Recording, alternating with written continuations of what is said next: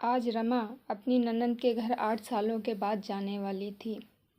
वो बहुत छोटे गांव की थी। उसने बहुत ही मुश्किल से बच्चों को पढ़ा लिखा कर नौकरी के काबिल बनाया। उसके बच्चों ने बाहर रहकर ही पढ़ाई की थी, पर रमा का रहन सहन गांव में रहने के कारण नहीं बदला था। वहीं पर उसकी ननंद बहुत बड़े शहर हैदराबाद में रहती थी। उनका लाइफ स्टाइल भाभी से बहुत अलग था। पर रमा का बेटा काबिल होने के कारण उसके बेटे अभिनव को नौकरी के कारण हैदराबाद जाना था। उसकी कंपनी में ट्रेनिंग थी। उसके लिए कंपनी की ओर से होटल में रुकने की व्यवस्था थी। अभिनव को लगा कि माँ मेरी ट्रेनिंग के दौरान बुआ के साथ रह लेंगी। वैसे भी माँ कहीं नहीं घूमी हैं, बुआ के साथ हैदराबाद घूम लेंगी और उनका मिलना भी हो जाएगा। उसकी ननंद की अपने भाई से बहुत कम बातें ही होती थीं। इस तरह रमा अपने बेटे के साथ ट्रेन का सफ़र करके ननंद के घर पहुंच गई। ननंद ने अभी चाय पानी ही दिया था, तभी उसे दूसरे कमरे से आवाज़ आती सुनाई दी। ननंद की बेटी रीना कह रही थी, मम्मी, मामी अपने यहाँ क्यों आई हैं? वो चाहती तो अभिनव भैया के साथ होटल में भी रुक सकती थी, जहाँ अभिनव भैया के लिए इंतज़ाम था। वे वहाँ क्यों नहीं रुकी? तब ननंद बोली, हाँ हाँ, फालतू में बिना वजह अपने यहाँ आ गई। तभी रीना भी बोली, हाँ मम्मी, उनका फ़ोन तो पापा ही ने रिसीव किया होगा। आपकी उनसे आने के बारे में बात नहीं हुई क्या? तब वो इतना सुनकर सोचने लगी, ये हमारी वही ननंद रानी है जो हर साल मायके में आकर 20-20 दिन रहकर जाती थी। आज मेरा पहली बार मौका पड़ा तो इनके मन में यह सब है। इन लोगों को मेरा आना अच्छा नहीं लगा है। कितना कुछ नहीं किया रश्मि दीदी के लिए, और आज ये सब सोच रही हैं। उनका समर और रीना की पैदा होने के बाद आकर आराम करना, मायके में ठाठ से रहना, और आज वह जब मायके में होती तो मैं उनके मन का कितना कुछ बना बना कर खिलाती थी। इनके लिए वो गांव में आना, नानी के यहाँ हर फरमाइश को पूरी करवाना, छुट्टी का मज़ा लेना कितना आसान था। पर आज जब मैं पहुंची तो यह रवैया। आज सासू माँ की एक एक बात याद आ रही थी कि बेटी को देते हैं ही हैं, लेने की उम्मीद भी मत करना। पर इनका मेरे बच्चों को कुछ देना दूर, ये तो हमसे प्रेम भी ना करते हैं। मैंने तो हमेशा फ़र्ज निभाए हैं। पर सासू माँ ने अपनी बेटी को कोई नसीहत नहीं दी। प्रेम और विश्वास से ही आपसी रिश्ता चलता है। पर वो समझ चुकी थी। इतना सुनते ही वह बैठक में बैठ गई। तभी नंदोई जी ने हाल में आकर कहा, अरे भाभी, आपको यहाँ कुछ चाहिए हो तो रश्मि को कह देना। जैसे तैसे रात का समय हुआ। खाना पीना के बाद सब सोने की तैयारी कर रहे थे। तभी रश्मि दीदी ने नंदोई जी से कहा, सुनिए जी, आपको एक बात बता दूं, कल मेरी किट्टी है। आप भाभी को उसी होटल में छोड़ आना जहां अभिनव रुका है। मैं नहीं चाहती कि वो भाभी अकेली हमारे घर में रहें। तब बेटा समर बोला, मम्मी, मामी तो गांव की हैं, उन्हें शहरी तौर तरीके नहीं आते हैं, इसलिए किचन में मत जाने देना। पता चले उन्हें कुछ यूज करना ना आए और नुकसान कर दें। तभी रीना भी बोली, हाँ भैया, मामी खाना बनाए तो कहीं अधिक अच्छा खाना बनाने के चक्कर में अधिक तेल मसाले ना डाल दें। मुझे भी कोलेस्ट्रॉल नहीं बढ़ाना।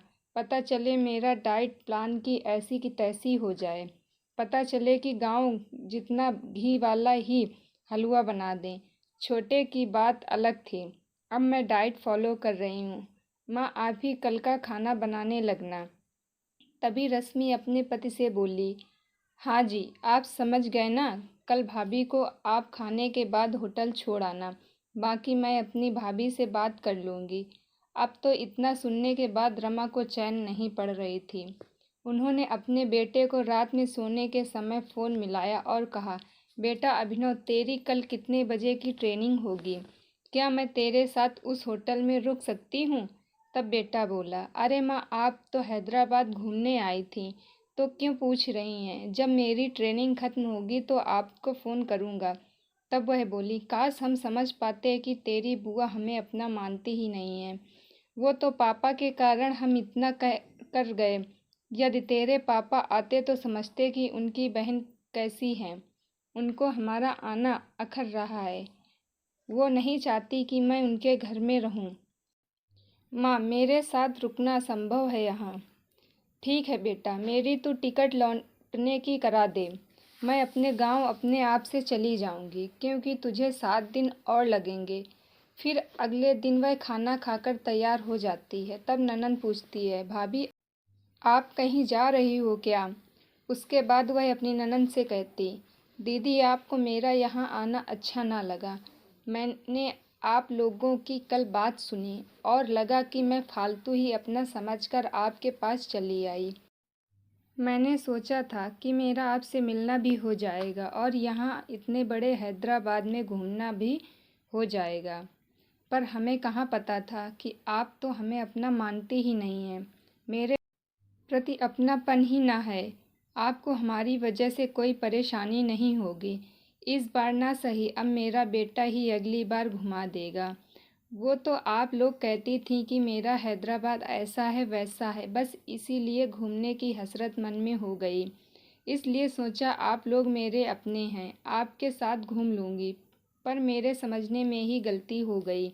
आप दिल से बहुत छोटी रह गई। काश पहले वो तेरे भैया तुझे समझ पाते तो वो मुझे कभी न भेजते।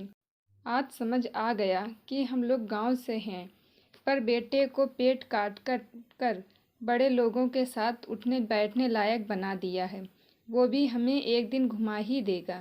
मेरी शाम की लौटने की ट्रेन है। अब आप हमसे भी आगे की कोई उम्मीद मत रखना।